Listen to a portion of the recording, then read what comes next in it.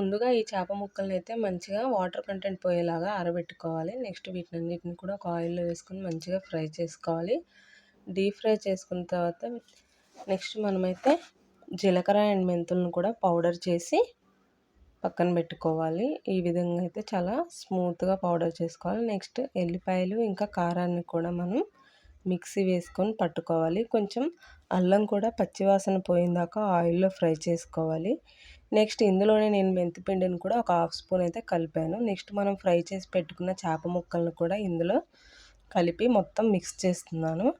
చూడండి, ఈ విధంగా అయితే మనకి కలర్ అయితే టర్న్ అవ్వాలి. నేనైతే ఏం కలర్స్ కూడా యాడ్ చేయలేదు. న్యాచురల్ చిల్లీ పౌడర్ అదైతే.